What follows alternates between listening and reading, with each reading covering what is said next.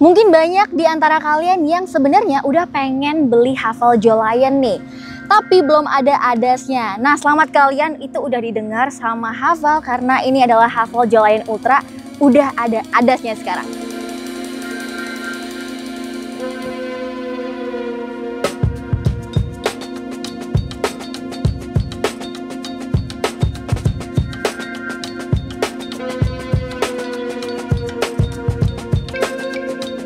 Jadi banyak banget ya brand-brand Cina pada masuk ke Indonesia. Nah, mungkin kalian jadi bingung, skeptis gitu. Sebenarnya brand apa yang udah terpercaya atau yang udah berdiri lama. Jadi, sedikit aku ceritain tentang GWM ini, Great Wall Motors. Jadi dia udah berdiri dari 1976. Awalnya mereka itu hanya memproduksi truk.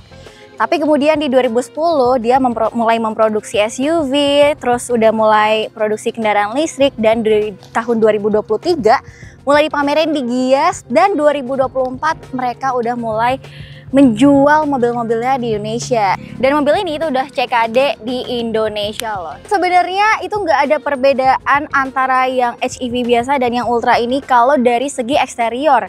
Cuman satu doang. Jadi kalau dulu tulisannya Haval di sini, dan sekarang tulisannya diganti jadi GWM. Tapi kalau mungkin menurut kalian Ultra ini udah yang versi faceliftnya, ternyata belum guys. Nih kalian lihat kan, masih sama seperti yang Haval Jolion HEV sebelumnya ya. Ini belum facelift sama sekali seperti yang udah ada di Australia. Tapi kalau untuk lampu-lampunya dia udah LED ya, terus udah ada DRL juga, dan tentunya udah proyektor. Jadi keren lah sebenarnya. Dan kalau dilihat dari samping, mobil ini emang kelihatan padat ya, karena velgnya itu ukurannya ring 18.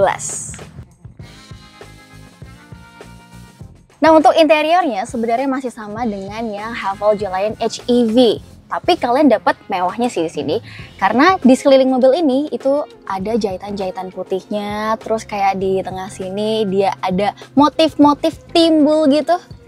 Nah, jadi banyak dinamikanya gitu ya. Di bagian tengahnya ini ada motif-motif karbon gitu, dan di atasnya dibedain lagi nih, jadi kayak ada dinamikanya gitu. Tapi apa perbedaannya dengan yang HEV biasa? Jadi yang pertama itu ada di bagian head unitnya yang sekarang lebih gede, 12,3 inch. Karena udah ada adasnya juga, jadinya tentunya di sini ada pengaturan-pengaturan untuk adasnya. Jadi walaupun ukurannya emang lebih besar ya sekarang, tapi untuk tampilan home-nya masih sama. Perbedaannya ada di bagian intelligent driving-nya, udah ada adasnya ya. Kalian bisa lihat apa aja di sini dan ada penjelasannya tuh. Jadi bisa, kalau bingung tinggal baca aja, kalian pasti bakal ngerti kok. Lalu perbedaan yang kedua dari yang versi HEV biasa, ada head-up display settingnya sekarang. Jadi sekarang kalian bisa ngeliat di kaca, ada data-data tentang kecepatan kalian, bahkan ada kalau misalkan kalian belum pakai seatbelt bisa terlihat gitu. Membantu lagi buat kalian berkendara tuh. Nah, di bagian bawah sini ada tombol-tombol kayak tombol AC ya, terus untuk heated-nya. Nah, kalau di varian yang HEV itu dua tombol ini kosong. Nah, sekarang di sini ada nambah satu untuk kamera 360-nya.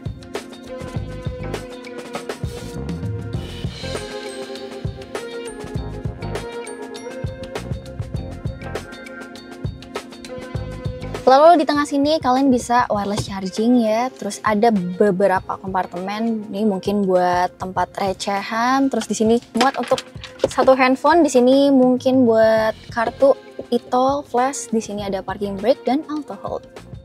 Nah, untuk di bagian setirnya ini masih sama dengan Haval A6 maupun Haval Jolion HEV yang biasa. Tapi bedanya sekarang di sini udah ada pengaturan untuk adaptive cruise control-nya kan. Nah, untuk mengatur jaraknya ya kan. Tapi overall semuanya sama dan masih sama nih. Untuk gripnya masih kecil gitu. Overall untuk bagian interiornya itu aja perbedaannya dengan yang varian HEV biasa. Nah, sekarang saatnya kita cobain test drive mobil ini.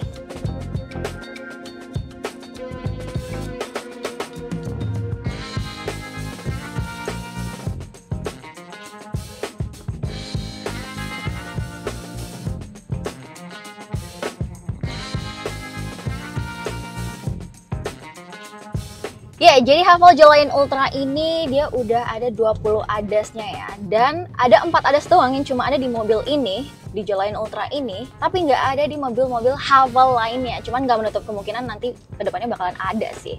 Jadi keempat ADAS-nya yang cuma ada di sini tuh, yang pertama ada Intelligent Cruise Assist. Ya, sama kayak Adaptive Cruise Control ya. Udah bisa diatur kecepatannya dari kecepatan rendah, paling rendahnya 30 km per jam. Tuh kalian udah bisa menggunakan si Adaptive Cruise Control-nya. Dan dia mulus ya, dia saat berhentinya dia mulus. Terus saat perpindahan ngikutin mobil depan juga sangat mulus gitu. Termasuk lane keeping assist-nya. Lane keeping assist-nya juga nyimpang jalur gitu. Dia nggak tiba-tiba benerin setirnya, itu nggak secara tiba-tiba gitu. Cuman pelan-pelan, mulus. Jadi nggak ngagetin kita. Baru ada Smart E-Wait. Jadi Smart E-Wait itu gunanya kalau misalkan kita terlalu dekat gitu sama truk atau bus yang kendaraan besar-besar, dia akan menyesuaikan jaraknya. Dan yang terakhir itu ada Smart Turning. Jadi kalau kita lagi bermanuver dengan kecepatan yang kenceng dan saat menggunakan cruise control, Smart Turning-nya itu gunanya untuk menstabilkan mobilnya gitu. Jadi dia bisa menyesuaikan kecepatannya. Nah, jadi itu 4 ADAS yang cuma ada di mobil ini doang, tapi nggak ada di mobil-mobil Haval lain. Sedangkan ADAS yang lainnya itu ya seperti ADAS-ADAS pada umumnya gitu, yang kita udah sering temui di mobil-mobil kebanyakan ya. Jadi kelihatan jelas nih kalau fokusnya si Haval Jolyon Ultra ini ada di bagian fitur-fiturnya. Makanya untuk bagian handlingnya kayaknya bukan menjadi fokus utamanya dia, karena suspensinya dia, suspensi belakangnya lebih tepatnya masih menggunakan torsion beam. Jadi ya pastinya mobil-mobil lain yang menggunakan suspensi independen akan rasanya lebih baik dibandingkan mobil ini karena masih pakai torsion beam. Makanya dia kerasa agak kaku ya. Cuman jika dibandingkan dengan Haval H6, menurut aku sendiri itu lebih kerasa kakunya itu di Haval 6. Ini lebih apa ya? Lebih agak empuk, cuman gak terlalu empuk. Tapi nggak terlalu keras juga. Pas lah. Tapi untuk handlingnya dia responsif nih. Jadi di kanan kiriin tuh gampang gitu, nggak terasa berat juga. Dan pengeremannya juga agak sensitif. Jadi perlu waktu untuk penyesuaian gitu. Cuman kalau udah dapet feelingnya ya udah enak sebenarnya remnya ya. Kemudian untuk posisi duduk. Nah, posisi duduk untuk yang driver ini udah enak banget karena dia pengaturannya udah elektrik. Sedangkan yang front passenger belum nih. Dan joknya pun enak buat aku. Ngegrip, terus dia meluk. Dan kalau lagi zigzag gitu ya, kita lagi zigzag atau manuver, dia ngegrip banget, jadi minim body roll karena joknya ini.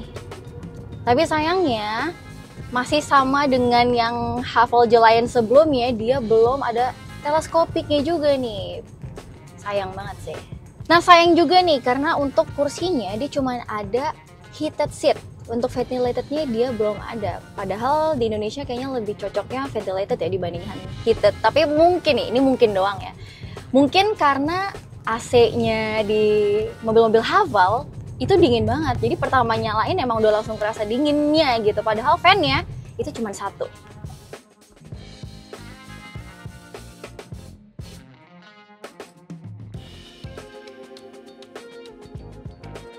Sekarang kita bahas ke performanya. Jadi tenaganya si Haval Jolyon Ultra ini emang lebih tinggi dibandingkan Yaris Cross ya. Dia ini tenaganya 187 horsepower dan torsinya 375 Nm. Sedangkan untuk Yaris Cross Hybrid itu tenaganya di 116 horsepower. Jauh kan bedanya, dan torsinya emang gede banget nih mobil ini. Jadi kalau untuk soal performa memang enak sih mobil ini dibawa gitu ya. Jadi mau kita kondisi lagi berkendara pelan, dia oke dibawa pelan. Tapi saat kita butuh kecepatan yang lebih gitu ya, ya enak juga dibawa. Apalagi pas di tol gitu ya, misalnya lagi lenggang jalanan. Wah, ini mobil enak banget sih dibawa. Dan karena ini mobil hybrid, jadi ada EV mode-nya. Nah, ketika kita pakai EV mode-nya itu, dia bisa sampai kecepatan 70 km per jam. Dan untuk konsumsi BBM kita dapatnya segini ya guys. Jadi itu dalam kondisi campuran. Kena macet juga, kena lancar juga, di jalanan ibu kota ya, macet-macetan, terus di tol juga, dengan pengisian RON 92.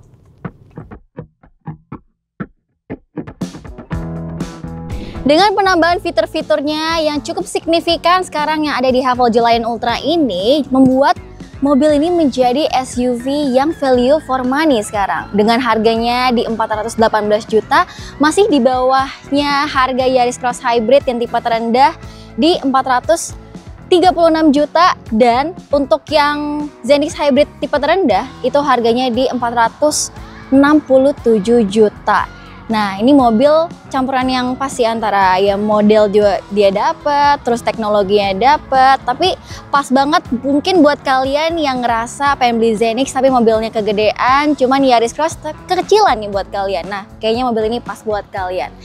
Nah, terima kasih sudah menonton video ini teman-teman. Silahkan share-share ke teman kalian yang mungkin lagi nyari-nyari mobil. Jadi menurut kalian, apakah di range harga 400-an kalian bakal consider mobil ini atau enggak? Silahkan komen di kolom komentar. Sampai jumpa di video-video kami berikutnya. Ciao!